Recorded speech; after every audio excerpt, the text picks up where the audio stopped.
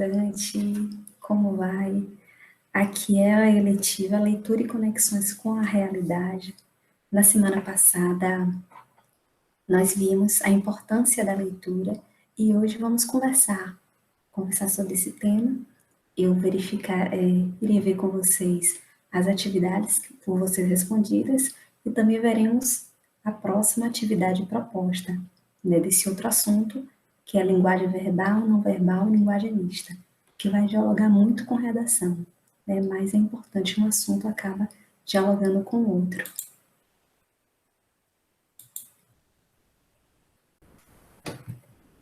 A segunda, nesta letiva, a leitura é um dos aspectos fundamentais, né? Não é à toa que o nome é Leitura e Conexões com a Realidade.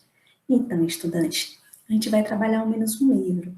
Ainda estou vendo se vai ser um por unidade ou se vai ser um livro nas 3 unidades, né? Aí eu pedi para vocês sugerirem o nome de uma obra que vocês acreditem ser interessante para discutirmos e trabalharmos nessa eletiva, né, componente curricular, e justificar o porquê.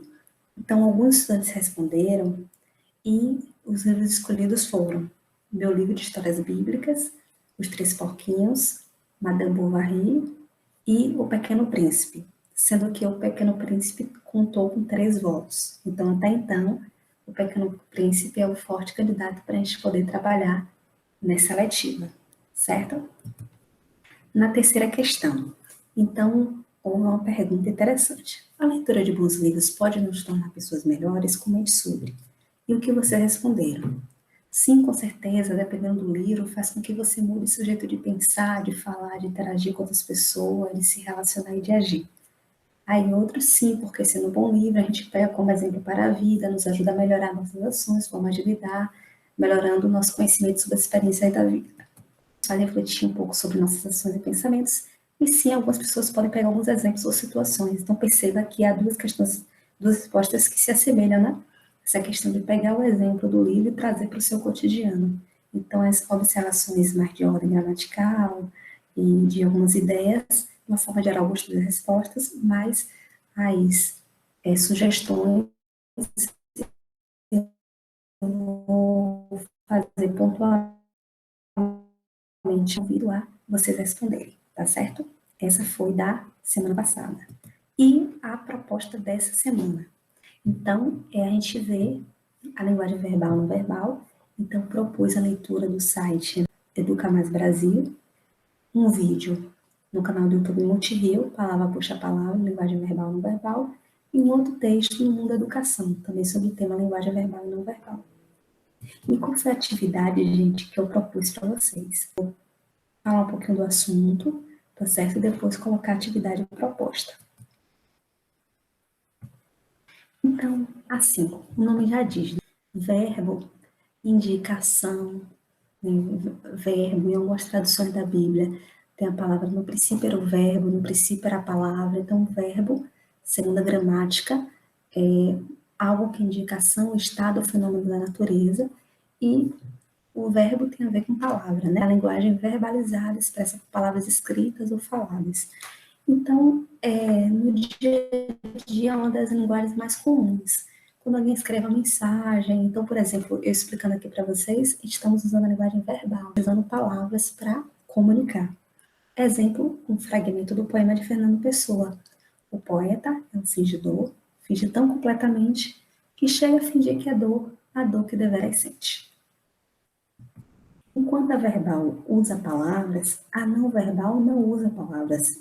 Então, por exemplo, se eu fizer assim, então são sinais, né? Sinais, gesto, postura, placas e tal. Música seria, no caso, o som, apenas o som, sem a letra, no caso. Então, basicamente, vai lidar com imagens. Então, código né, a questão do sinal de trânsito, o tom da voz, isso tudo, gestos. Então, significa que a ausência de palavras não significa ausência de texto. Então, isso aqui não tem palavra, mas é um texto. Eu estou dando um sinal de legal, positivo. Assim, né, eu estou dando um sinal também, então, e vários outros. Exemplo, se uma pessoa está dirigindo e vê o sinal vermelho, ela vai ter o quê? Parar, né? Senão pode pagar multa e pode causar um acidente. E a mista é quando tem verbal e não verbal, ou híbrida também. Você usa a linguagem verbal, que são as palavras, e a não verbal, que são gestos, sinais, expressões. Um exemplo pode ser encontrado uma charge, uma história em quadrinhos, quando se encontra a imagem e o texto. Tanto a foto quanto o texto contribuíram significativamente para a compreensão da mensagem. Então, a linguagem mista é bem encontrada, principalmente em história em quadrinhos, em charges, em algumas propagandas também, em textos publicitários. E o que eu passei para vocês? A proposta de atividade. Então, a primeira, conforme o que você leu e assistiu, então você vai ler os textos, eu fiz um resumozinho, mas você vai ler os textos, você vai assistir o vídeo e vai responder as questões. Do que trata o assunto? Você vai dizer, trata de...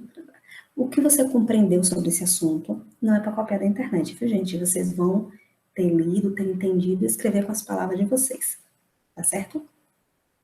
E a segunda questão é, compreendeu as questões presentes no site Mundo Educação? Escreva sobre. E que questões são essas?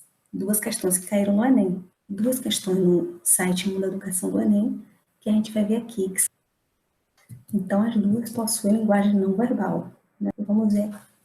A primeira, o artista gráfico polonês Paula Polkszczego nasceu em 1976 e recebeu diversos prêmios por suas ilustrações. Nessa obra, ao abordar o trabalho infantil, esse autor usa sua arte para. Então, percebam a imagem, percebam a desigualdade, percebam, enquanto uma criança tem um trenzinho de brinquedo, a outra está carregando, trabalhando. Então, perceba isso tudo. Uma com roupas mais simples, a outra está arrumadinha, né, com tênis, com boné, e a outra descalça. Então, isso tudo, uma carregando um peso, a outra um trenzinho de brinquedo. Então, qual o objetivo ao fazer essa arte, né, esse artista? Difundir a origem de marcantes diferenças sociais, é uma questão de interpretação, que estabelecer uma postura proativa da sociedade, provocar reflexão sobre essa realidade, propor alternativas para solucionar esse problema, ou retratar como uma questão enfrentada em vários países do mundo. Então, assim, gente, eu sugiro vocês fazerem por eliminação. Fala aqui que, ao abordar o trabalho infantil, qual o objetivo dessa arte? É dizer a origem dessas diferenças sociais, de onde surgiu, originou? Será que tem isso? Ele estabelece uma postura proativa. Essa imagem nos vai refletir? É uma questão, né, bem pertinente. Vocês conseguem refletir nessa imagem? Propõe alternativa? Será que essa imagem propõe alternativa para solucionar? Ou retrata como uma questão enfrentada em vários países do mundo? Então, é uma questão para vocês pensarem. E essa segunda mostra vários bonequinhos lá, como se fosse manipulados com aquela cordinha que você dá, né, para você. O cartoon faz uma crítica social. A figura destacada está em oposição às outras e representa a. Então perceba que todas, mesma cor, todas indo para o mesmo lugar, sendo como se fossem manipuladas. Outra de cor diferente, sem algo atrás dele e tendo autonomia. Então seria o quê? Uma opressão das minorias sociais? Ele aparenta estar oprimido? Carência de recursos tecnológicos? Será que fala sobre isso?